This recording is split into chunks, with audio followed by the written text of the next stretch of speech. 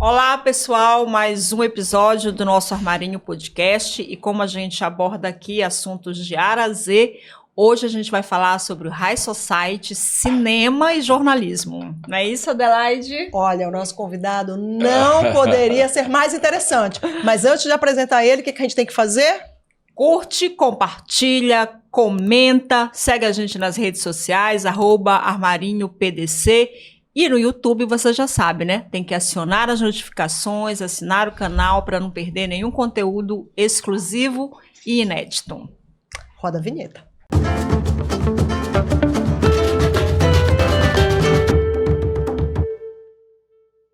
Voltamos e a Rita já disse, né? A gente vai falar sobre cinema, vamos falar sobre High Society.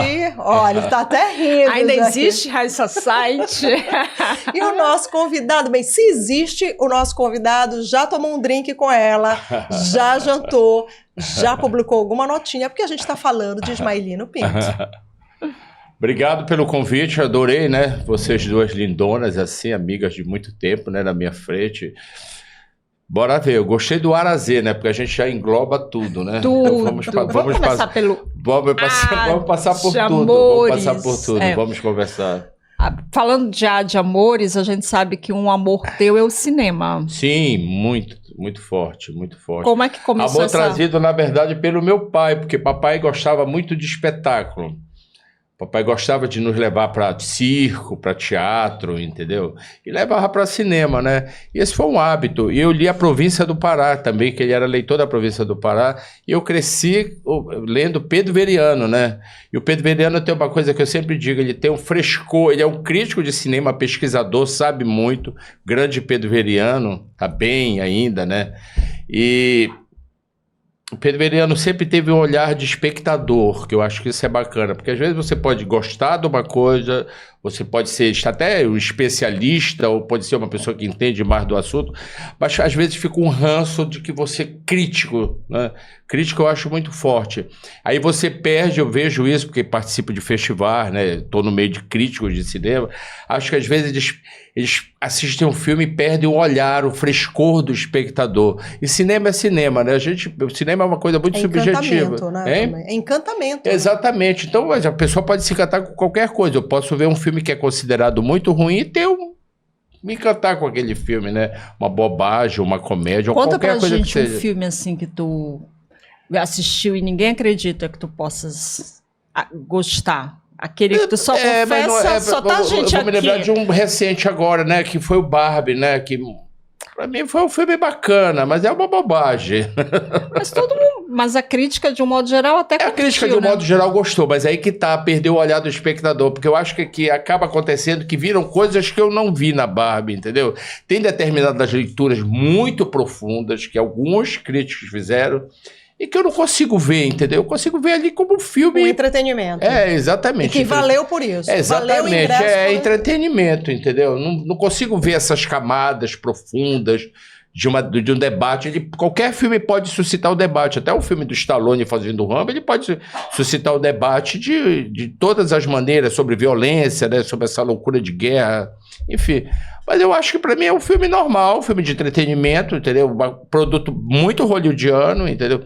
Feito por uma mulher, ok, feito por uma mulher. Tem toda uma coisa do empoderamento da Barbie, mas enfim, pra mim aquilo é puro entretenimento. Eu não consegui ver essas camadas todas no filme. E o que tu acha uma obra-prima do cinema? Tem muitas, assim, né? Tem que ver. Tem muitos. Eu, por exemplo, se eu fosse cineasta, eu gostaria de ser o David Lean, que é um cineasta inglês que faz grandes espetáculos, como Lawrence da Arábia.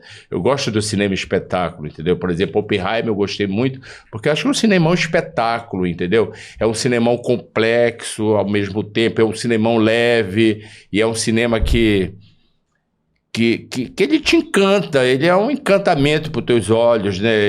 E isso é interessante, eu acho que o cinema é absolutamente visual, né? Então você tem que ter essa experiência. E essa experiência a gente perde quando assiste o filme em casa, porque é também acho que é um entretenimento coletivo, a gente está acostumado com plateia, está acostumado com o hábito de ir para o cinema. Isso que eu ia te perguntar, e tu ainda vai pra sala de cinema? Vou. Eu procuro ver tudo na sala de cinema. Eu procuro ver Mesmo tudo. quando, assim, porque tu és uma figura, né, conhecido, tu és sempre convidado para estar nos festivais, já fizeste parte de júri, mas mesmo quando tu não tá nesse roteiro festival de cinema, tem um filme que entra em cartaz, diz assim, opa, vou assistir esse filme. Não, vou. Pra mim, tudo é cinema. Eu sempre continuo indo no cinema. Entendeu? Agora, por exemplo, se eu recebo muito links de filmes que já vão passar. Normalmente são os filmes que estão passando no Libra do Teatro, que agora é a nossa única sala de cinema de arte, que a gente pode chamar, né? De um cinema mais elaborado. Então eu já recebo antes. Assim, às vezes, quando eu não consigo... O Libra se tornou um grande sucesso. Ótimo isso, né? Um cinema que lota, tem um novo público, houve uma renovação. Mas quando eu não consigo ver lá, porque já voltei a última vez, voltei já 3 vezes para ver um filme, entendeu? Então eu procuro o link para assistir. Mas eu quero assistir o filme no cinema. Eu gosto de assistir. Bacurau 11 vezes? Não, É que tem um tem uma meme coisa, eu não repito o filme. É que tem um meme no Twitter, no X agora, né? Ex-Twitter, do cara que levou 11 crushes pra ver Bacurau. Então, É verdade. Eu tenho um amigo meu que acabou o namoro vendo Pobres Criaturas. Levou a menina que estava querendo ficar, era só uma proposta de namoro, e levou a menina para ver Pobres Criaturas. Eu disse, bom, tu queres a pobre criatura, né? Porque como é que tu leva pra menina pra ver um filme desse? No primeiro encontro. No primeiro encontro, então é difícil, né? Tu tens agora que arcar com as tuas consequências. Ismaelino, e nunca pensaste, por exemplo... Mas, por exemplo, só pra falar de um filme, assim, eu me lembrei de um agora que é sensacional pra mim, porque fala de cinema, fala de uma história, gosto de histórias, gosto de filmes que contam história na minha cabeça, né? Porque eu acho que o cinema também, para mim, ele meio que substitui um pouco a literatura. Eu não consigo ler literatura de ficção. Eu gosto de ler biografias. Mas a literatura de ficção, para mim, eu acho, ela, sabe, entendendo? Não entra muito na minha cabeça. E aí eu cubro isso com histórias, né? Com cinema. Gosto de contadores de história. Gosto de cineastas que te transportam e que te colocam em outro mundo. Eu sempre digo que cinema é uma viagem sem passaporte e sem mala, né? A gente viaja para todos os lugares do mundo, conhece todos os lugares. Por exemplo, assim, quem vai para Nova York percebe que já conhece Nova York, né? É incrível isso, né? Uma sensação... Nova York é muito a cidade mais fumada do mundo. Nova York, né? Paris, né? Exatamente. Então, quando você chega lá, você diz, bom, eu conheço... Tu és esse turista? Tipo assim, vi uma esquina, vi um monumento, e aí vou visitar aquela cidade, seja em qualquer lugar do mundo, e eu quero ver onde foi que teve aquele beijo de um filme do Fellini. Talvez do Fellini não, porque ele fazia tudo na Cinecittà, né? Ele não usava cenários naturais, né? Mas, por exemplo, assim, Nova York eu tive essa sensação. Nova York é o Woody Allen total. A gente consegue perceber os prédios, aquele movimento de cidade, aquele Mas tu ia clima falar de de um cidade. filme, Cinema Paradiso? Crepúsculo dos Deuses. Crepúsculo dos Deuses. Esse é um filmaço. Esse é um filmaço. Tu falaste que tu não repete. Viste uma vez e não mesmo... repito, não consigo lembrar, porque eu sempre acho que tem outro pra ver, entendeu? Então, se eu repetir, eu tô perdendo tempo. Assim como eu não assisto série. Não assiste? Não assisto. Nenhuma, super bem recomendada. Não consigo assistir. Por exemplo, comecei a ver o The Crown, que todo mundo falou muito. Eu acho que a única coisa que eu vi assim, seriado foi Lost. Mas era uma história fantástica, muito tempo atrás. Eu lembro que era DVD. E consegui também ver Dalton Abbey. Ai, maravilhoso. Novelão, mas, né? Exatamente. Mas para mim, assim, passou de 4 episódios, eu já não assisto. Diferente do Pedro Veriano, né? Que há uma lenda de que todo Natal ele assiste A Felicidade Não Se Compra. Aliás, eu adquiri o hábito em razão dele. Eu assisto também. Tu assiste em homenagem também? a ele. Mas amo. Frank Capra, né? Quem tem amigos nunca fracassa. Eu tenho uma coisa tipo assim, se eu gosto muito do cineasta, eu quero assistir a obra dele toda. Por exemplo, assim, do Pobres Criaturas, já é uma obra do grego lá, do Iargos Lanthimos, né? Então, o que acontece? Ele é um cara bacana pra gente, sabe, pra gente pesquisar e ir atrás de filmes dele. Isso me interessou muito desde que eu vi o Maldição do Cervo Sagrado, que tá no MUBI. Tem um filme dele que é um dos primeiros agora no Cine Sesc. Então, essa coisa de gostar de um cineasta e ir atrás, ver a obra dele. Ismaelino, vamos falar dos festivais. Tu fazes a cobertura dos festivais de cinema, isso é muito bacana. Teve uma época que não era uma informação que chegava tanto pra gente, né? A gente tinha que esperar a publicação da revista, ou até mesmo a tua coluna, de tantos outros. Hoje em dia, os festivais, o lançamento... Tem uma coisa que é muito do cinema, que é essa coisa do glamour, né? Dos atores, das atrizes, tanto fora do Brasil quanto no Brasil. O tapete vermelho, a roupa emprestada. Vermelho, né? Fala um pouquinho dessa experiência também dos festivais, porque é um outro mergulho. Você tá lá para fazer a cobertura, para ver filmes, para fazer a cobertura, mas você tá cercado de gente extremamente talentosa, que às vezes rola uma tietada, não rola? Sim, rola tudo isso, mas na verdade o festival é uma coisa muito presente na minha vida, porque, por exemplo, só Gramado eu já fui em 30 edições. Talvez eu seja o jornalista mais antigo que cobre Gramado. E, na verdade, e houve um retorno, porque, por exemplo, assim, eu fazia para o jornal e fazia com links para a TV Liberal quando fazia comentários de cinema lá. Só que depois parou, né? Para sair da televisão, fiquei só no jornal e continuo no jornal. Só que agora entrou a era digital, não é? Então teve um retorno, entendeu? Da minha figura como jornalista que cobre festivais de cinema. Isso é bem legal. Exatamente, entrevistando. E tanto, quer dizer, já tenho uma experiência grande de estar ali naquele movimento e acaba que a coisa retornou. E hoje em dia é super fácil, né? Porque eu saio com o meu telefone, né? Com o meu microfone e eu faço a entrevista. E já tem essa, todo mundo já praticamente me conhece, né? E quem tu gosta Eu não sou influenciador, eu sou um jornalista que cobre cinema. Porque hoje em dia a gente tem essa luta, eterna luta de o que é jornalismo, do que é influenciador. Quem são os atores e diretores que tu gostas de entrevistar? Eu tenho as experiências. São papos incríveis. Não, tem as experiências, por exemplo, tem o chatíssimo, né? Que é o Renato Aragão, por exemplo, é um chato. É só o personagem. É só o personagem, mas ele foi um chato na entrevista, mal-humorado. Doutor Renato. Doutor Renato Aragão, exatamente. Por exemplo, uma que eu entrevistei agora que rolou um certo encantamento. Primeiro foi uma descoberta. Grazi Massafera. Muito simpática, o filme dela tá passando grande aí. Atriz, né? Grande atriz, né? Muito boa atriz, uma pessoa muito centrada e absolutamente delicada, porque, tipo assim, às vezes tem uma coisa, quando você recebe jornalista, precisa você ser legalzinho, né? Ninguém quer se tornar amigo, a gente não é amigo, a gente ali tá trabalhando, né? Mas é a pessoa cortês, é a pessoa que é educada, a pessoa gentil, né? Que trata bem as pessoas, isso é muito importante. Vera Holtz também, sensacional. Muito boa. O que eu acho... Eu não posso falar da Vera que eu choro, porque... Maravilhosa, Vera Holtz. Porque o que acontece... Vou fazer só um parênteses rapidinho para contar a história. Meu pai foi uma das primeiras pessoas a morrer de Covid. E tinha aquele quadro no Fantástico que era... que contava a história de pessoas que tinham morrido de Covid. E meu pai amava a Vera. Adorava quando ela aparecia na televisão e tal. E a gente escreveu a história do meu pai... E ela declamou, ela contou a história dele no Fantástico. E ninguém pediu, não foi nada, não foi combinado, assim. E aí ela declamou, ela falou, ai, foi lindo, achei. Ela é maravilhosa. Ela além de ser uma grande atriz, que bom, né? que ela é fofa. E a nossa queridíssima Dira?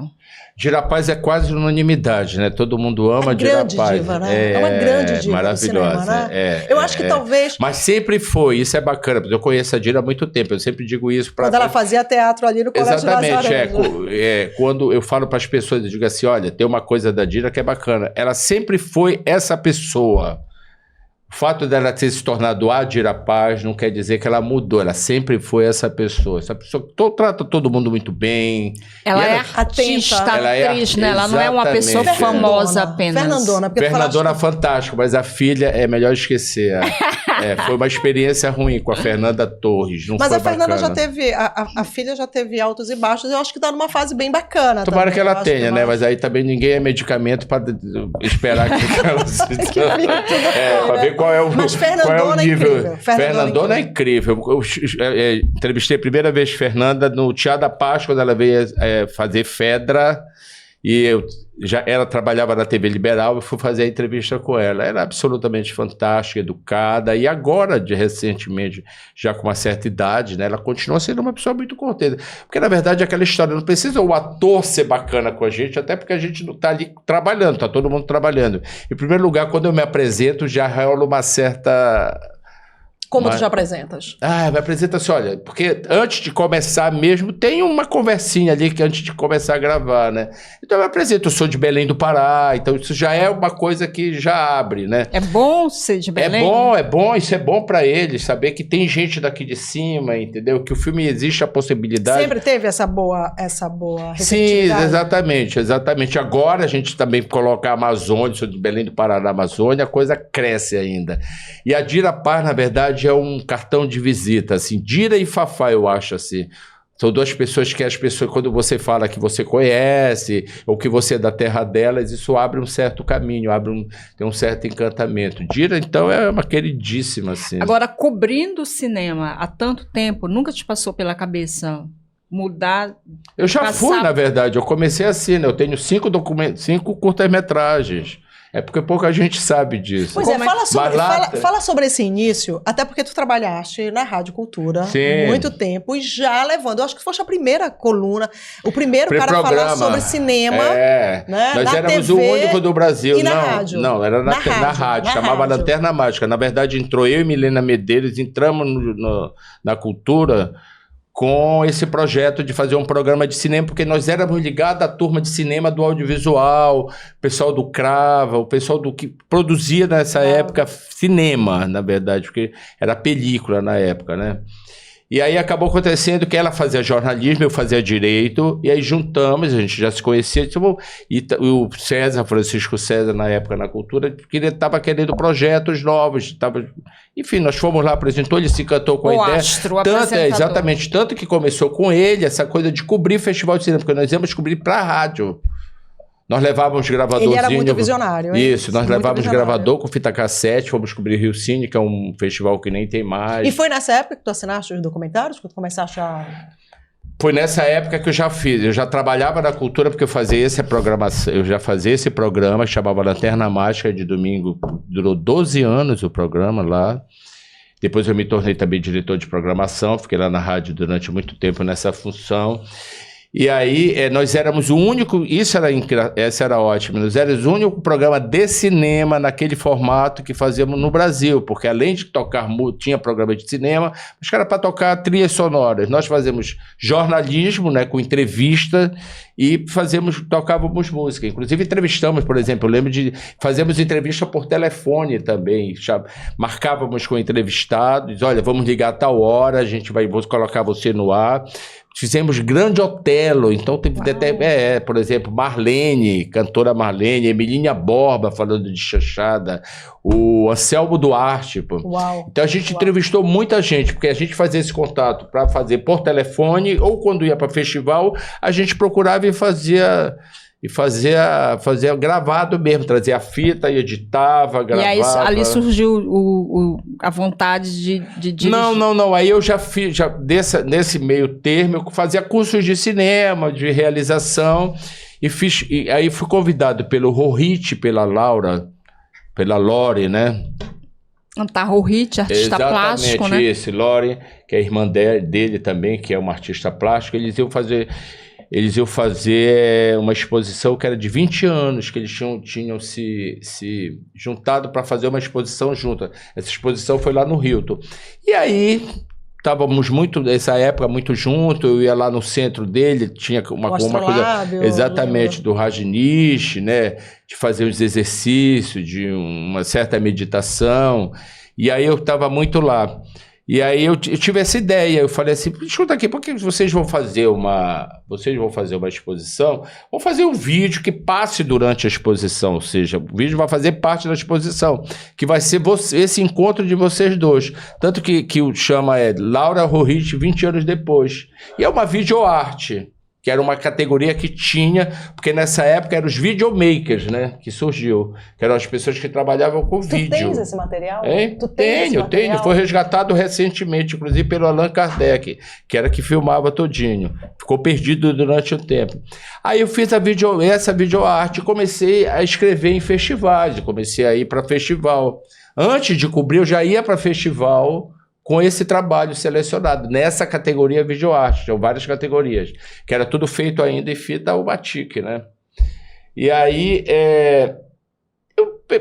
digo, bom, agora eu vou exercitar esse lado. Aí fiz pro Alexandre Siqueira, o segundo foi pro Alexandre Siqueira, também Muito fazendo... bem acompanhado sempre. né? Exatamente, também, porque era tudo amigo, né? Tudo amigo, são amigos, né? Então, eu digo, bom, eu vou agregar essa parte. E aí virou meio que modinha, assim, as pessoas, os artistas plásticos, eu lembro que o Ronaldo Salame fez com um vídeo para a exposição do Luiz Braga. E isso era assim, naquela televisão de tubo, né? A gente levava um videocassete, colocava a fita e ficava passando durante a exposição.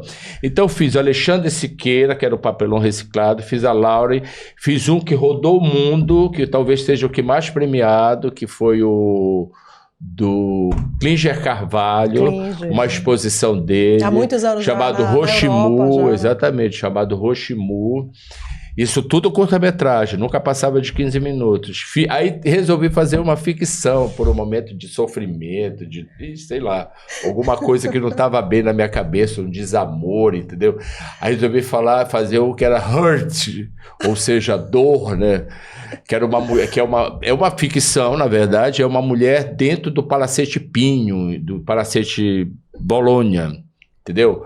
Contexto, uma coisa... densidade total, sofrimento total, que eu apresentei no Arte Pará. Foi no dia da abertura do Arte Pará, que ainda lá no jornal, né, lá na Gaspar Viana, ali na Castilho França, onde era a galeria. Foi na abertura do Arte Pará. E fiz esses aí. Então, fiz Cindy Conde, minha primeira experiência, assim. Documentário sobre Cindy Conde, o artista paraense que fez sucesso em Hollywood, no cinema mudo, trabalhou com o pai do cinema, David Griffith, foi amigo de quarto do Rodolfo Valentino. Gente, a gente já podia ter uma mostra Ismaelino Quinto. Exatamente, e aí essa coisa se perdeu, porque era tudo em fita cassete, perdeu. E com isso eu viajei, fui para a Argentina, fazer um curso na Universidade de Buenos Aires, por conta de um prêmio que eu ganhei. Viajei o Brasil inteiro, na verdade, porque o filme era selecionado, videoarte, que era uma categoria que tinha, e acabou que os festivais me chamavam como participante, realizador, ganhei prêmio e tudo mais. Então isso foi uma fase bacana. E como ator? Pouca gente sabe. Não, como ator. Em algum momento? Nem um pouquinho, assim? Tipo Hitchcock? Não, na verdade, eu queria ter uma experiência de cinema. Então, quando teve a febre do Floresta das Esmeraldas, né, que foi onde a Dira começou, todo mundo da cidade trabalhou, né? Aí eu disse assim, eu não vou trabalhar porque eu não tenho nada a ver, não vou me vestir de índio. Várias amigas nossas jornalistas foram índias lá, né? Eu tenho uma amiga que foi. Imagina, tem várias, a gente não vai dizer o nome. E aí, aí veio um segundo filme pra cá, chamado Lázaro. Primeiro seria chamado Lázaro, aí depois virou Onde o Rio Ficou Escuro, que é o diretor inglês chamado Christoph Kai, que era uma história do menino que é resgatado por um boto. E, enfim, todo filmado em Santa Isabel, no Caraparu, e filmado em Belém. Eu quis ter uma experiência de ver uma filmagem durante o dia e me inscrevi para ser figurante. Na verdade, eu era um cara de paletó, com uma mala, com uma bolsa na mão, e que aparecia lá no final, era ali na Praça da República. Na verdade, eu ia e voltava ali do lado do IEP. Só eu me vejo, na verdade. E tu olhava para a câmera? Não pode. Mas eu tive uma experiência de passar o dia todo filmando, no set, de ver como é que é, almoçando com todo mundo, claro, no meio de todo mundo, né? Porque figurante também não tem muita... Ganhei o dinheirinho também, porque eles pagavam cachê e tal, mas para mim foi uma experiência. Agora, como ator, eu nunca pensei em ser ator. Mas, Ismaelino, me diz uma coisa, eu nunca pensei em ser ator, mas tiveste essa experiência lá, né? Que a gente vê o filme, tem aquela pessoa com uma linha atravessando. Mas depois tu ficaste um rosto muito conhecido. Tua voz muito conhecida, um rosto muito conhecido. Porque primeiro que durante muitos anos a gente te viu fazendo cobertura de cinema, mas tu apresentaste o Rainha das Rainhas, isso, né? Isso, quem nunca viu Rainha, né? Une todo mundo. Eu voltei agora, inclusive. Pois é. Conta pra gente, como é que tu migraste já pra esse outro universo? Assim, como é que surgiu o convite? Como é que a tua carreira já vai também pra essa coisa de, por exemplo, apresentar o maior concurso de fantasia? Só voltando à história dos filmes, esses filmes passaram perdidos durante muito tempo. Aí um dia o Allan Kardec Guimarães chegou comigo e disse, cara, eu achei uma fitomatica aqui com todos os teus trabalhos. Olha só. E aí eu tenho isso, na verdade, Que falta maravilha. de uma certa preguiça de colocar no YouTube, né? Mas eu vou colocar. Não coloca no YouTube, coloca, faz uma mostra pra gente ir lá no Sesc, lá do Ver o Peso, pra gente assistir lá. Eu acho que tem que fazer um acontecimento. Mas essa foi a única vontade, né? essa vontade passou, entendeu? Eu gosto de ser espectador, isso é o que eu gosto. De fazer cinema é uma coisa muito chata. Tem que ser mordido ali pelo bicho do cinema, porque eu vejo que todo mundo que trabalha no cinema tem que ser mordido ali por ter um bicho ali, não é? Porque eles começam a ficar viciados naquilo tudo ali. E dá muito trabalho. A gente entrevistou muito recente o Fernando Sektovic. É muito tempo, tem que esperar boa luz, tem que esperar não sei o quê, tá entendendo? É difícil. É pouco glamour e muito trabalho. A estava te perguntando essa migração aí para... Sim, pois é. Aí eu trabalhava já na televisão liberal, falava sobre cinema e apresentava os eventos da casa que tinha. Sempre muito elegante, nos ternos super bem cortados, aí maravilhosos. Comecei a ser essa pessoa que apresentava, né? E aí surgiu o convite para o Rainha do Carnaval. Eu não lembro quem era antigamente, não, era o Vic, eu acho. Antes de mim teve o Ney, depois, aí teve o Vic, me convidaram para fazer, né? Entrei e aí fiquei lá 19 anos, né? Muito tempo apresentando Rainha, né? Passei por 3 lugares... Passei pelo iate, passei pela Assembleia, passei pelo Hangar e saí em 2011. O primeiro que eu não apresentei em 2011 porque eu fui atropelado. Então não tinha como. Eu fui atropelado no início do dia 11 de fevereiro, então não teve como apresentar. E aí depois fui substituído. Voltei agora, né, nesse concurso de agora, que para mim foi uma experiência que eu te confesso que eu nem pensei muito, entendeu? Não, parece assim, primeiro que eu não achava que eu iria voltar, né? Mais para aquele lugar, entendeu? Aquele lugar já tinha acabado, já tinha passado, né? Não passava assim na minha cabeça. Já estava ocupado de repente com outras né? pessoas. Já passou, né? E desse ano foi uma experiência ótima, foi assembleia, foi legal, foi uma volta legal.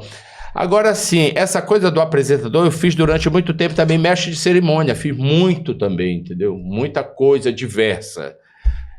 Até uma vez fui fazer até uma entrega de títulos de terras ali naquele auditório Altino Pimenta, e era gente com a decoração assim, era coisas que os agricultores estavam fazendo, né, de macaxeira, abóbora, assim, muito interessante. Então, eu fiz coisas diversas, e é legal isso, mas eu sempre pensei nessa coisa do apresentador, de fazer isso, mas para mim sempre foi uma coisa muito natural, eu não elaborei muito isso na minha cabeça, entendeu? O dinheiro era muito bom. Eu tô rindo porque eu apresentei também muita coisa, eu fiz muito mestre de cerimônia apresentando coisas que eram... Né? Eu sempre fui assim, em primeiro lugar que eu tinha uma marca, porque as pessoas quando me chamavam, eu falava logo assim, olha, não vá pedir de mim o que eu não sei fazer. Sim. Posso até fazer, mas eu não sou a melhor pessoa. Quando a pessoa realmente queria aquilo, eu disse, bom, eu vou indicar tal pessoa que é essa pessoa que você quer, porque, por exemplo, assim, eu nunca fui um animador. Não tem essa coisa do animador. Alô, galera! Estamos aqui, boa noite! Essa aí é a Adelaide. Às vezes. Eu não conseguia fazer isso, na verdade. Eu tinha que ser eu, ismaelino, entendeu? Que estava apresentando... Aquele terno maravilhoso. Que estava apresentando uma coisa, de uma forma mais coloquial. Sim. Também, não muito preso ali a... Mas não interpretando o personagem. Exatamente, não consigo fazer. Mas lembro agora uma história muito interessante, porque eu fazia todos os eventos da Assembleia Paraense, apresentação e tudo mais. Uma vez me chamaram para fazer a chegada do Papai Noel. E aí tem que ser um pouco animador, Papai Noel. Eu falei, olha, isso é difícil, né? Vamos lá, né? Não, mas é só tu que faz, mas tem que fazer. A chegada do Papai Noel, que era? A Assembleia Paraense tinha um dia que tinha a chegada do Papai Noel, literalmente, de tarde, e que ele juntava os filhos dos sócios e eles davam um brinquedo para cada um. Era uma enormidade, era uma quantidade de brinquedo. O Papai Noel realmente dava um brinquedo para cada um. E aí eu chego, e o Papai Noel quem era? Paulão, né? Que inclusive grande todo mundo confunde achando que eu sou o Paulão. Tem gente que para do meu lado, conversa. Aí eu percebo que a pessoa não está falando comigo, ela está falando com o Paulão. Eu fui para um evento, fui fazer um evento com a Mauri Júnior aqui em Paragominas, e eu já estava em recuperação do atropelamento, mas estava com uma bengala. E fiquei paradinho assim no lugar, chegou um cara, conversou horas comigo. E aí disse assim, No final, eu percebi que ele estava... Eu sempre percebo que a pessoa está falando com outras, mas comigo, né? Eu disse, mas eu não sou o Paulão. Nossa, eu acho que o cara ficou desapontado. Porque tem muito isso, as pessoas acham que eu sou o Paulão. É tio Bolão, é tio Paulão. É, o Paulão sabe disso. O que aconteceu com a chegada desse Papai Noel? Da chegada do Papai Noel. Deixa eu contar Paulão. que essa é muito boa. Aí, eis que chega o Papai Noel e a assembleia lotada de gente. E eu entro, e uma das coisas que eu tinha que fazer, que o pessoal lá da produção disse, você tem que acalmar essas pessoas. Porque tinha tanta gente, aquilo começou a me dar um nervoso, porque tinha mãe que pegava, aí na hora de fazer a fila para pegar o presente, para passar pelo Papai Noel, tinha gente que pegava o filho e já colocava em cima do palco. Enfim, caos total, criança chorando, aquela barulheira. E eu tenso, porque eu digo, e agora eu vou ter, o que eu vou fazer? Eu disse, calma. E o Paulão dizia assim mesmo, assim, pede para não ficar em cima de mim. O Paulão falava assim na cadeira do Papai Noel. Eu falei assim, crianças, por favor, tenham calma. Tenso, eu mais tenso que ele. Tem uma coisa que eu não consegui do mais, eu disse, crianças, saiam de cima do Paulão. Aí o Paulão tipo, porra, não é Paulão, é Papai Noel. Então é isso. Então eu fazia muita apresentação, mas eu fazia do meu estilo, como eu faço até hoje, como fiz agora no Rainha do Carnaval. Quando me chama, eu sempre digo assim, olha, não vou esperar que vai ser o Ismael de alô, boa noite, tudo bem, senhoras e senhores, boa noite. Conta uma situação, tu contaste essa aí que já é absurda, né? Aquela molecada, eu imagino que deve ter sido tenso, eu mandando o Papai Noel, ele falou, porra, não me chama, eu não sou o Paulão, eu sou o Papai Noel. Já brigando comigo, não né? Me enlouquece, né? E as crianças em cima dele. Agora, me conta, por exemplo, o Rainhas, assim, os bastidores, assim, eu já fiz cobertura dos Rainhas, eu já estive lá, porque já vi, né, amigas que já concorreram, filhas de amigas, enfim. E a gente sabe que é uma grande loucura, porque tá todo mundo super pilhado, aquelas mulheres lindas, né, com pouca roupa, e vai a amiga Yagi pra lá que penteia, a que faz o cabelo, enfim, é uma loucura. Conta uma situação que, assim, que foi extremamente inusitada. Por exemplo, uma coisa que durante muito tempo a gente assistia o Rainhas e esperava era uma queda. Né? Muito. E tu presenciaste diversas quedas. Ficava nervoso lá no palco. Ai, meu Deus, vai cair, vai cair. A fantasia pegou fogo, menina que virou de ponta cabeça. Como lidar com isso? Na verdade, eu acompanhei uma coisa que é incrível, que é essa evolução da fantasia, né? A gente chegou num ponto assim, eu lembro que uma vez na Assembleia, no Yacht Club, teve uma fantasia que era um dragão, e a menina, além de ter que carregar a fantasia, ela levava um botijãozinho de gás. Ah, eu lembro. Eu tenho pavor de fogo. Não coloque fogo, vela perto de mim, é uma coisa que eu já fico com medo, entendeu? Não coloque, não gosto de fogo. Nada que tenha fogo eu acho que é interessante. Então aquela além dos 150 mil strass, ela estava levando um bujãozinho de gás. Exatamente. Então o que acontece? Então eu vi a evolução das fantasias. Hoje em dia, claro, tem um LED, tem várias coisas. Por exemplo, uma das coisas que eu achava mais incrível era como rola nos bastidores o negócio do... Claro, sei lá se faz parte do jogo, mas isso acontece. Tira-se coisas, tá entendendo? Uma da fantasia sapato, da outra. Não, some sapato. Esconde os cílios.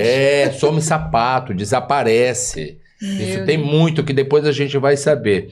Agora, assim, o que eu vi... Aí tive essa coisa da queda, né? Queda a gente já esperava, né? Mas, por exemplo, hoje em dia é muito mais provável que elas caírem, né? Porque, na verdade, hoje em dia não faz mais, elas nem vão com fantasia, elas levam carro alegórico, né? Aí o que aconteceu? No ano que fez 70, no ano passado, foi de 23 exatamente, eu fui convidado para ocupar o lugar do Adenir Solage, que era o mestre de cerimônia. Eu era apresentador, exatamente. Que segurava a mão nas bonitas para poder equilibrar as meninas, segurá-las e conduzi-las ao desfile. Eu falei, olha, eu vou fazer uma vez, é uma homenagem ao Adenir Solage, mas não conto bem, porque eu não me acho uma pessoa equilibrada, eu morro de medo. Uma das coisas que eu fazia mestre de cerimônia, até chegar no microfone, eu tinha medo de cair. Eu tenho muito medo de cair, eu tenho pavor de cair. E aí eu digo, bom, vou fazer, né? Vou homenagear, me chamaram, eu sou da casa, vamos lá fazer. Foi um dos momentos que eu fiquei mais nervoso. Porque primeiro que eu não parava, né? Porque eu pegava a moça e caminhava, ficava com ela. E foi um ano confuso, por quê? Porque as fantasias quebraram muitas. Elas têm aquela coisa da apoteose, as fantasias eram enormes, elas não conseguiam se colocar ali na passarela todo mundo. E outra coisa, algumas, como a própria ganhadora, ela simplesmente desmontou na passarela, no desfile dela individual, ela não. A saída dela já teve um problema ali de encaixe, que ela desencaixou, assim, porque tudo desencaixa, né? Elas fazem piruetas hoje em dia. Exatamente, sobem, né? tem escada, e aquela estrutura ali é tudo de ferro. Tem uma menina lá que me falou que ela estava carregando 60 quilos. E a gente vê aquelas pessoas vestidas, a gente acha que aquelas pessoas têm mais idade, mas é tudo um bando de grandes meninas que estão ali. Garotas, adolescentes, tá entendendo? 18, 19, são muito E eu jovens. acho também, por exemplo, assim, essa volta para a Assembleia Paraense, que ali tem também uma questão que eles tiveram que fazer uma adaptação por causa do acesso lá. Na Hangar não, podia absolutamente tudo. Fez com que as fantasias ficassem mais compactas. De novo, ainda continuam grandes, porque elas foram armadas no palco, né? Mas agora sim, como elas hoje em dia com a fantasia, elas ficam tensas demais. Eu não consigo imaginar como elas conseguem. E descalças, né, Ismaeli? Exatamente. Porque antes elas eram muito glamurosas. Sim. Quando botavam, né, uma fantasia era de Lu e tantas outras estilistas fabulosas, elas estavam num bom salto, tinha toda uma história. Hoje em dia as meninas não, e hoje em dia estar também, tipo assim, antigamente era a candidata, descalças. a menina, a beleza da candidata e a fantasia. Hoje em dia não, o que se sobressai é a fantasia. Eles querem fazer uma fantasia espetaculosa, uma fantasia que vai surpreender, né? Que a mulher desencaixa, que ela sobe e tudo mais, né? Eu acho, por exemplo, inclusive esse ano teve muito isso. A mulher voltou a ter um destaque, a candidata voltou a ter destaque e a fantasia ficou, como deve ser, eu acho que no segundo plano, né? Ismael, vamos falar um pouquinho da tua carreira. Mas tinha um detalhe do Rainha de Carnaval, que era o seguinte, como a gente ficava na frente do palco, a gente ouvia tudo que a gente não precisava, né? Nem merecia ouvir, tipo assim, ladrão, vocês roubam, não sei o quê. Teve uma vez também no iate que teve uma pessoal de uma candidata que não ganhou, que eu ia me caminhando para pegar meu carro para ir embora, eles foram para cima de mim para me bater. Como se eu tivesse alguma coisa a ver com aquilo, não tinha nada a ver com aquilo, né? Não fazia parte tem o caso famoso da candidata que gritava, o Santana é meu, o Santana é meu. Isso é um clássico, gente. O Santana é o meu clássico, né? Hoje em dia a gente ainda grita, assim, quando em alguma não é mais Santana, mas tá. Vamos falar da tua vida. Mas o bacana também no Rainha que é o seguinte, as meninas ali, elas se doam tanto, é uma determinação muito grande, que isso te emociona, tá entendendo? Elas querem aquilo. E depois quando sai o resultado, né? Exatamente, elas querem aquilo. Só para encerrar, eu lembro de algumas rainhas que são muito icônicas. Né? Eu lembro daquela mulher linda, negra do Monte Líbano, numa época que você via pouquíssimas mulheres negras e ela era um fenômeno. Inclusive, acho que foi a primeira rainha das rainhas negras que tivemos. Não vou recordar agora o nome dela, mas diversas rainhas icônicas e que ficaram gravadas. Né? Rainha é uma coisa muito louca, porque, por exemplo, até hoje eu vejo pessoas que vão para lá, que falam comigo, que dizem assim, na minha época, né? Porque a última que eu apresentei foi em 2011. Olha só o tempo que eu levei para voltar agora. Eu vejo aquela pessoa lá e as pessoas torcem ali. Existe uma coisa vão com as camisetas e vuvuzela. Isso é muito bacana. Isso é muito legal e suscita esses comentários. E a gente está vendo a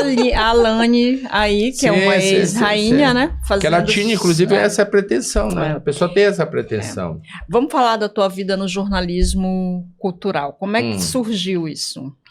Bom, primeiro eu trabalhava na televisão, né? Fazia essa apresentação falava de cinema, e aí morreu o Isaac Soares.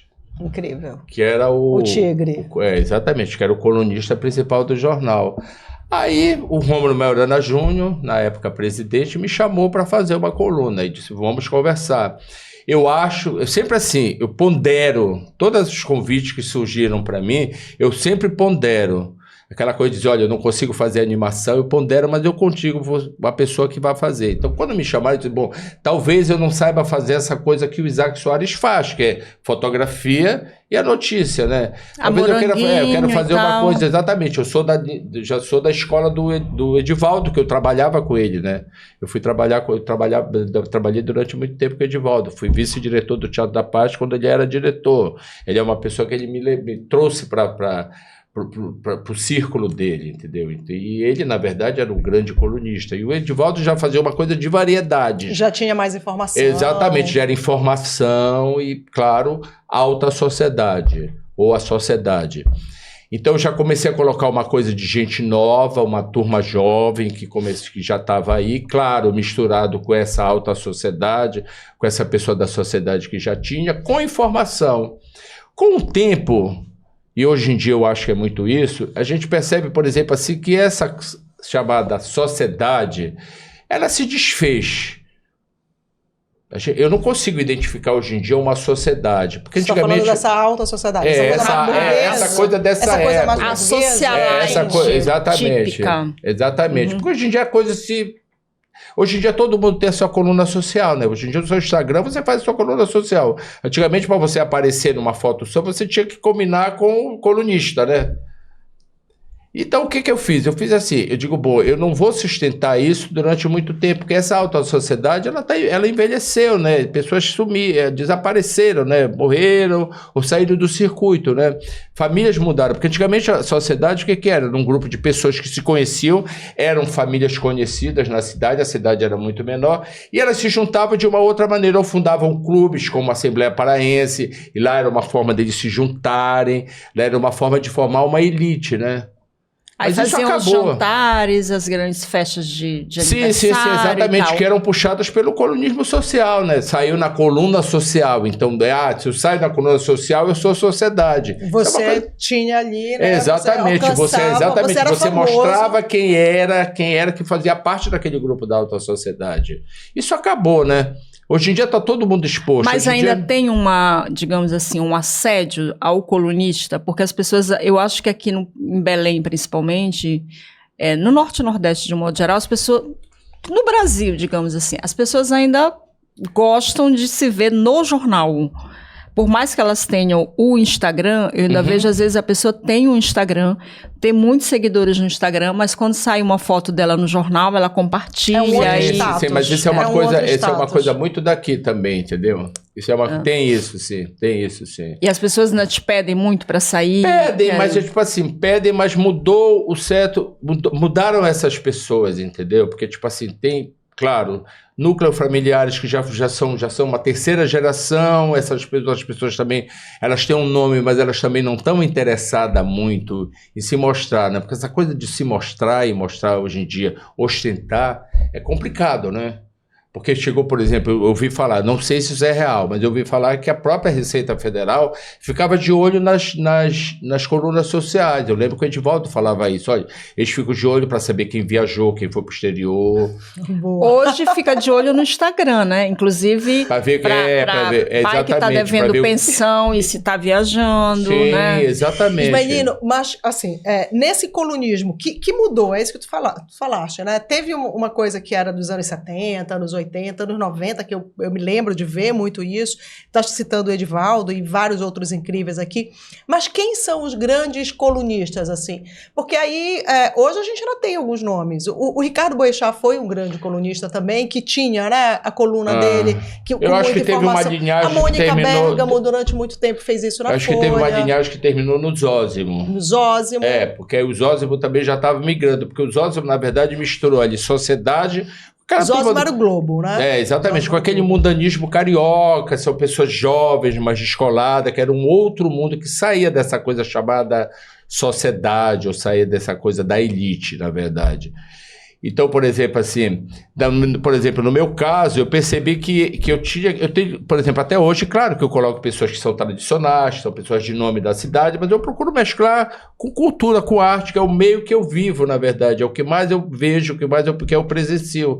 Então, isso assim, foi uma migração para a sobrevivência, entendeu? É importante... Porque se eu continuasse só no colunismo social, a coisa não sabe? Não... E é importante frequentar esses espaços, por exemplo, quando tu estás falando do teatro, de uma exposição, né, de alguém, eu vejo muito, isso é muito bacana na tua coluna, porque tu pegas muito o pessoal que está produzindo moda, que está fazendo stylist, né, e coloca, eu quero essa foto, e tu colocas. É importante também estar nesses espaços, para poder ver, para poder ouvir, para poder sentir. Sim, porque na verdade eu sou um cara que circula, eu sempre tive isso, por exemplo, eu só consigo falar de uma festa, eu só consigo falar de um evento se eu fui.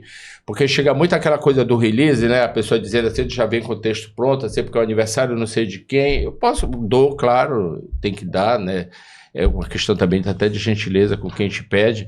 Mas eu tenho que falar exatamente o que está escrito ali, né? Mas não dizer o que dá as minhas impressões. As minhas impressões quem dá sou eu, né?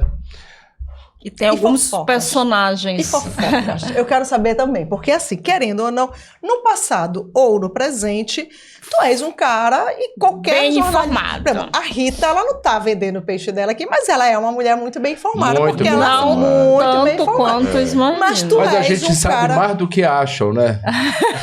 Não é? Não, eu acho que a gente sabe menos. Não, do que aliás, acha. ao contrário, a gente sabe menos do que acha. Porque, Pois por é. exemplo, assim, tem coisas que vêm me perguntar, eu não estou sabendo.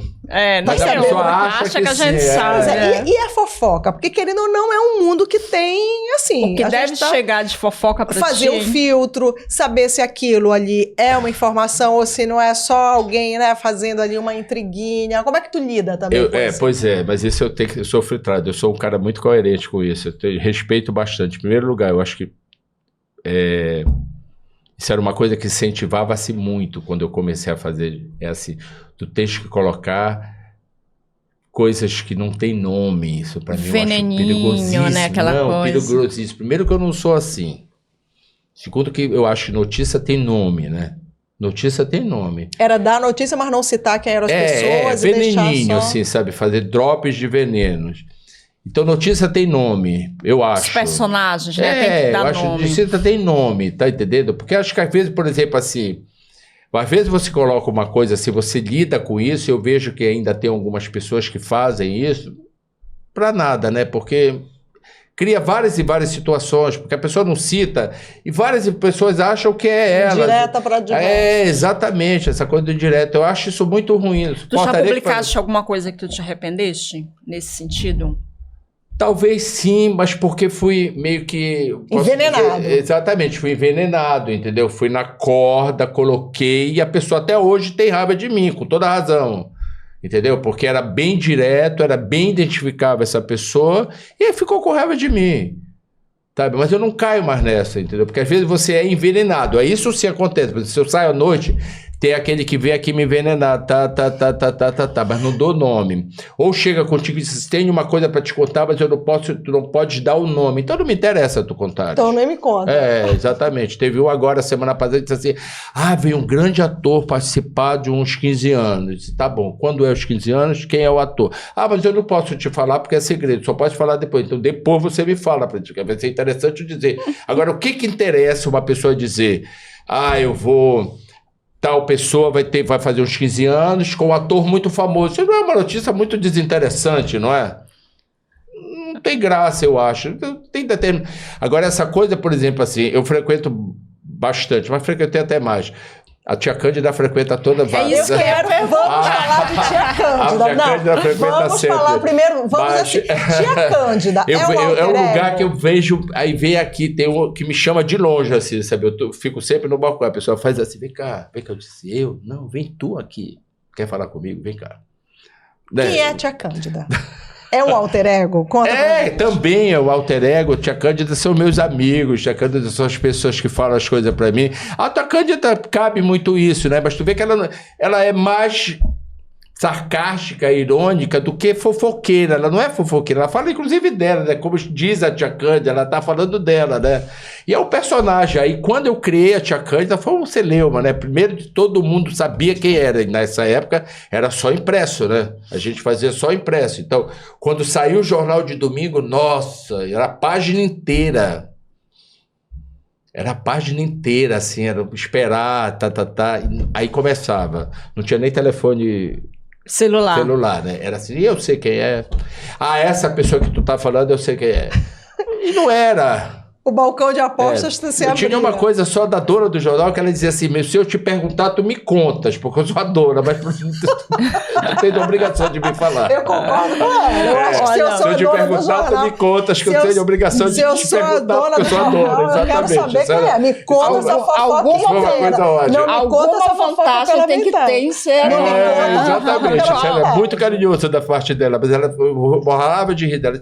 Mas tem que me contar, pessoal. Se eu te perguntar, tu me conta. Você não perguntava, O que tu publicas? O que para ti é importante estar na tua coluna? Porque tu recebes muitas pessoas estão te mandando notinhas. Como é que tu faz o crivo para colocar na tua... A tua coluna é diária? Não, na verdade são 4 vezes por semana, né? Eu faço sábado, domingo, segunda, que eu criei também uma forma, porque o jornal de domingo sempre é um jornal, tu fazes isso, tu sabes disso, segunda-feira é um transtorno, e a gente tem que entregar na sexta, né? Aí eu criei um negócio chamado Clube Social, que eu não faço muito, porque eu só coloco 2 fotos, desde o início da coluna, eu só coloco 2 fotos nela, daí o restante é notícia. E aí eu criei um clube social para juntar, porque tem muito pedido de foto, às vezes você tem que dizer não para a pessoa, não dá para colocar, então ali tem 10 fotos, é uma coluna só de fotos, que é o clube social, e faço na quarta-feira. E o que entra? Como é que tu faz a triagem? Na verdade, hoje em dia, eu já como eu vejo, por exemplo... Tu faz sozinho? Tu tem um assistente? Não, eu sempre fiz sozinho. Eu tenho pessoas que me dão informações. Agora, o que eu gosto de fazer, na verdade, é ver aquilo que eu ainda não vi que está todo mundo falando, entendeu? Que é muito difícil. Hoje em dia, essa notícia inédita, essa notícia exclusiva não existe, né? Não existe. Por exemplo, eu soube em primeira mão que o show da Maria Bethânia e do Caetano ia ser no Mangueirão. Mas eu tinha que esperar a próxima coluna. Minha próxima coluna era sábado. Eu não tinha como segurar isso. Né? A internet vai colocar isso. Todo mundo já sabia. Na minha área, por exemplo, cobertura política.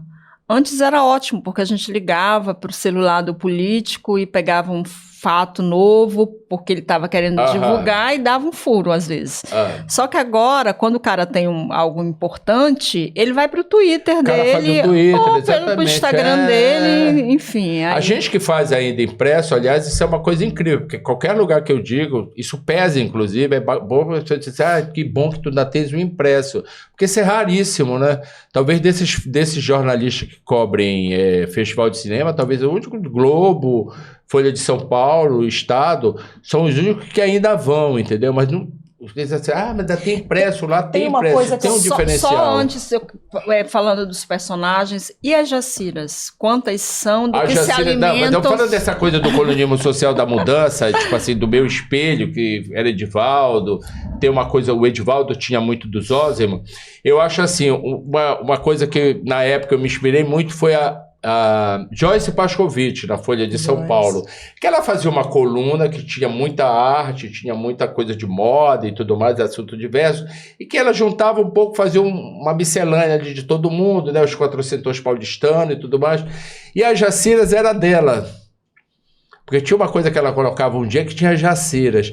E eu, frequentador do Cosa Nostra, não sou o cara da noite, não sou de sair muito e tudo mais. Todo mundo acha que sim, né? Ele deve sair muito e tal. Já saí bastante. Mas as Jaciras são... A gente foi andando pela noite. Exatamente, em cima das Jaciras, que são essas pessoas que estão soltas. Eu, por exemplo, sou um pouco Jacira, né? Porque eu tô solto aí, né? Porque chega uma hora da noite que a gente sai, né? E a Jacira sai na sexta-feira e no sábado, com certeza até muito Jacira pela rua. E tem muita coisa para contar, tem né? Muita história. Jacira, tem muita Olha, Jacira, lembrando, citaste a Joyce, e eu lembrei, obviamente a gente acabou não citando aqui ele, mas lembrei de Pierre Beltrán, porque o Pierre é um clássico do colonismo na televisão. Sim. Né? E que ele depois Pierre foi multimídia assim, na época dele, né? Fazia programa de televisão. Sim. E ele tinha coluna no jornal, no Jornal do Meio-Dia, se eu não me engano, né? Sim, e que depois ele dizia, agora eu vou terminar a coluna porque eu vou almoçar uma tartaruga, aquela elegância aquela coisa. Pierre, né? E era sensacional. Pierre produzia show, trazia artista para Belém. Foi a primeira vez que o Roberto Carlos trouxe, ele que trouxe para Belém.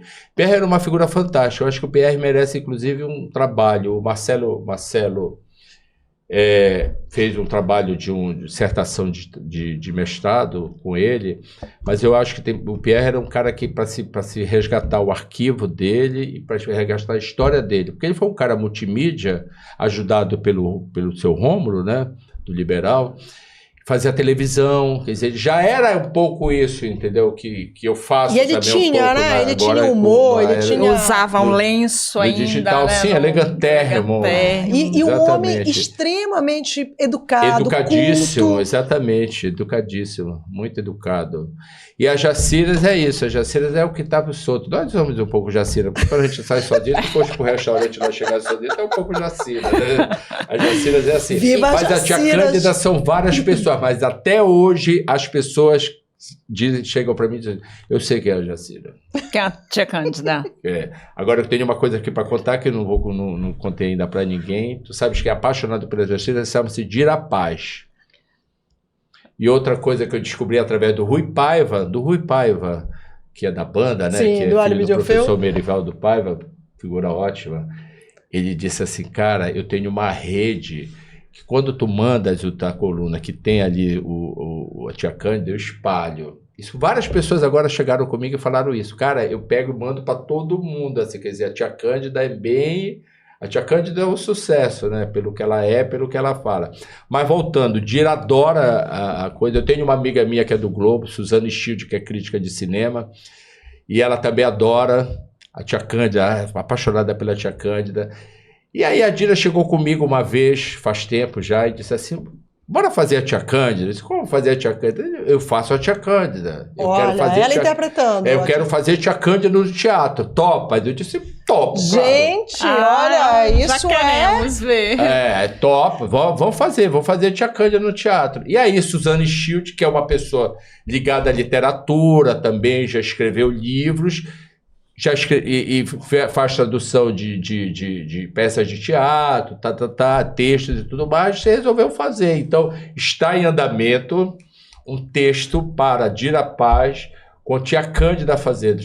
A Dira é super fãzoca. Interpretando tia Cândida. Interpretando tia Cândida. A gente está pensando como é que seria, tipo assim, a gente vai localizar, ela vai ser uma paraense, uma mulher paraense, né? Determinado momento. Fumante, eu sempre imagino ela fumante. Não sei porquê, acho que por conta do Cosa Nostra. Tudo, na verdade, né? Porque quando ela já está de mesa andada, quem frequenta o Cosa Nostra sabe exatamente como é mais ou menos o tipo do frequentador do Cosa Nostra, né?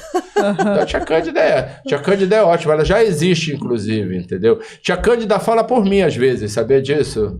Tia Cândida manda recado sem saberem que eu estou mandando recado, mas está mandando recado. Por isso que eu acho que ela tem ali agora muito dá trabalho, de ti, não? Dá trabalho, mas é uma coisa também bacana, porque como eu recebo colaboração, pessoas que dizem, olha, essa é para tia Cândida, olha, eu vi uma coisa que é para tia Cândida.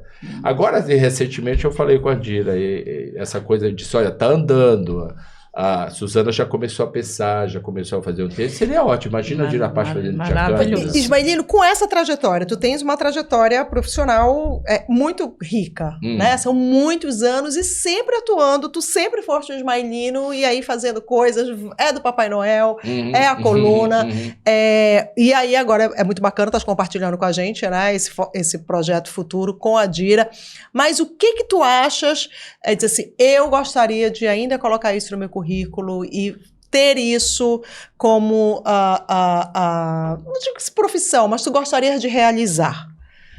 Eita, difícil, né? Eu tenho uma coisa assim, por exemplo, com a entrada do digital, eu senti que eu fui de novo acolhido pelos festivais de cinema, já como uma pessoa conhecida. Tem uma coisa que eu até conversei hoje com uma pessoa, que é...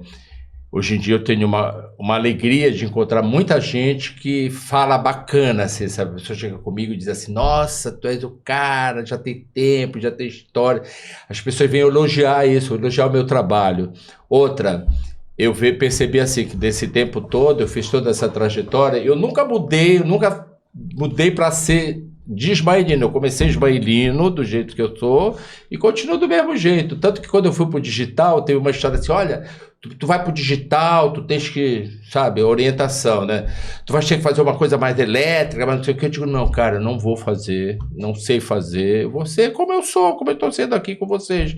Eu acho que essa, pra mim, é uma coisa que é bem legal. Eu nunca precisei criar um personagem. E essa coisa dessa migração pro digital, pra mim, foi muito legal, porque eu acabo que eu tenho ali inúmeras possibilidades fazer várias coisas. E outra coisa, de chegar num ponto que eu consigo escolher o que eu quero fazer. Isso é legal, isso é muito bacana, de você trabalhar num lugar que você diz assim, olha, vamos fazer essa pauta, vamos fazer essa pauta, vamos fazer essa pauta. E esse carinho das pessoas. Da outra eu saí, fui conhecer um lugar que o amigo meu queria, eu vou te levar num lugar que tem no Reduto, que era uma antiga fábrica, e por dentro a gente não vê nada por fora, por dentro tem uns murais grandes, entendeu? Umas pinturas maravilhosas que um muralista fez. Eu fui lá, quando eu desci do carro, aí o guardador de carro disse assim, olha quem chegou, o grande jornalista, uma pessoa de lá, o guardador de carro. Eu achei isso o máximo, entendeu? Porque é maravilhoso, porque sai da High Society. Né? Porque e aí o guardador de carro, que devia em algum momento abrir aquele jornal e eu sempre tive isso, é legal isso assim, de trânsito em qualquer lugar. Eu posso estar no jantar muito bem privado, como acontece, fechado ali com aquelas pessoas, mas também ao mesmo tempo eu estou lá no festival Se Rasgo, tá entendendo? Porque eu estou vendo, eu estou no movimento. Isso é legal. Isso Tem os lugares preferidos em Belém? 3, vamos lá, para não... Eu gosto de comer.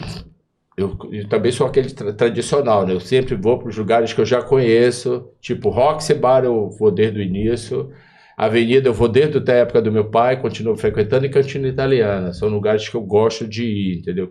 Quando eu escolho, eu vou lá. Como eu não sou de bar, não sou de bebida, então eu vou por Cosa Nostra, porque eu vou encontrar com as pessoas, tem uma certa familiaridade lá com os garçons, com o pessoal de lá. Um programa que se te convidar, você vai dizer assim, não, muito obrigado, esse eu não gosto. Ir pro Círio Fluvial. tem que acordar cedo? Não é isso, porque a gente fica num barco, a gente não vê nada, não tem um toque de religiosidade. Acho que quando eu fui era um perigo, já fui 2 vezes. Quando eu fui é um perigo, né? Porque é um negócio de uma maresia, as pessoas ficam meio que... As pessoas ficam ali disputando para quem vai ficar perto ali do barco que vem a Santa. E outra coisa, demora muito, né? Eu me convido, de helicóptero, eu vou. E não tem como sair, né? Não antes de acabar. Exatamente. Tu tem que ir até o final. Então, Círio Fluvial, muito obrigado, não. Olha, eu amei, porque, por favor, também, o Círio Fluvial me chama para todos os... Eu acho que todo mundo tem que ir uma vez e pronto. Tá pois bom. Eu já fui a minha vez. Eu também já fui a minha vez. Mas eu não recomendo. É real, eu falo isso. Não entra, não vai mais, não tem como. Onde a gente te encontra? Ixi. Pela na rua, rede, de manhã cedo que eu ando. E nas redes. Da manhã eu tô na rua. Qual a tua arroba na rede social? @Ismaelino Pinto. É isso aí. Em todas as redes. Todas as redes. Atento sempre. Tudo. A antena tá lá, viu? Fazendo isso. Outra coisa também que eu queria falar para vocês, que vocês são jornalistas e tal, é bacana como nós estamos aqui nesse ponto e nós estamos ainda trabalhando. Isso é muito bom, né? Eu vejo isso, entendeu? Eu vejo que a gente está ainda, né? Porque tem muita gente que talentosíssima que não tem mais oportunidade. Essa coisa do etarismo é muito sério, a gente tem que conversar sobre isso, né? Por exemplo, o pessoal do Rio e São Paulo sofre muito isso. Aqui não, a gente ainda tem, porque somos nomes, já temos um caminho, sabe? O mercado é menor. Mas tem muito amigo meu que já está tendo problema com o etarismo, tá entendendo? Que as oportunidades não surgem. Essa coisa do digital, eles fazem uma exclusão mesmo, eles querem o jovem, eles querem a pessoa jovem fazendo. E aí, já que tu tocaste nesse assunto, eu queria até, lembrei, enquanto a gente estava conversando aqui, passou, da diferença, às vezes você tem, por exemplo, e eu acho que no cinema acontece, mas eu gosto muito de acompanhar desfiles, esse tipo de coisa, e às vezes o que eu percebo é que hoje você tem uma cobertura de mulheres que são, né, super bonitas, são influências, só que elas vão pro desfile e elas não fazem nada. Elas vão me mostrar o que elas comeram, elas vão mostrar o que elas vestiram. Eu não quero ver nada disso. E que faz muita diferença quando você tem um jornalista nessa primeira fila que traz a informação, né? E aí eu sempre falo que eu morro de saudades, por exemplo, de um texto da Érica Palomino, que quando a Érica ia lá, ela vinha e trazia informação. Claro. Né? O que ela estava vestindo, o que ela comeu, onde ela ficou hospedada, isso não era importante.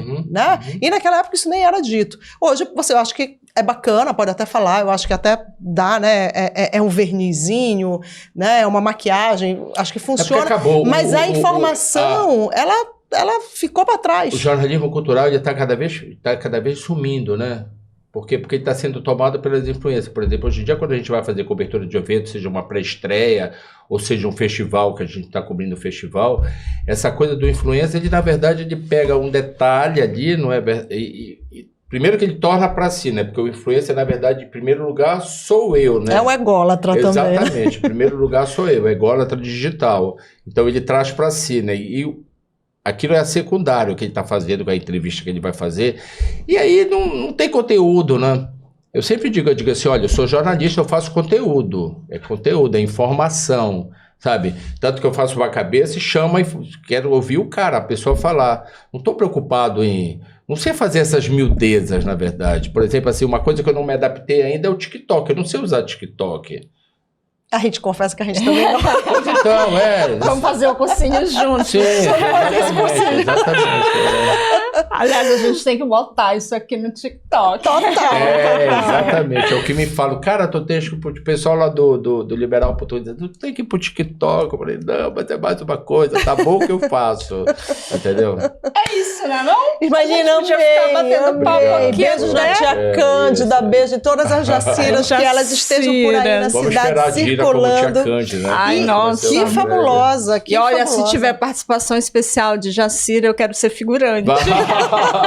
Eu tô me escalando também, Tá pra certo, poder tá acompanhar certo. isso. Querido. Querida, obrigado, Beijo, foi ótimo. beijo foi pra ótimo. você que Bons nos jornalistas acompanhou. conversando, né? Ai, que delícia. Estou preocupado Amei. com o número de likes que a gente vai fazer uma selfie. Aliás, vamos fazer uma selfie. Agora vamos fazer várias. Deixa a gente contar pra vocês que agora a gente vai fazer várias fotos com a Marilena, tá bom? Que agora a gente vai fazer na coluna social do Armarinho, olha, só vai dar esse trio agora. Tchau, tchau, Beijo, pessoal. até semana que vem. Até semana que vem.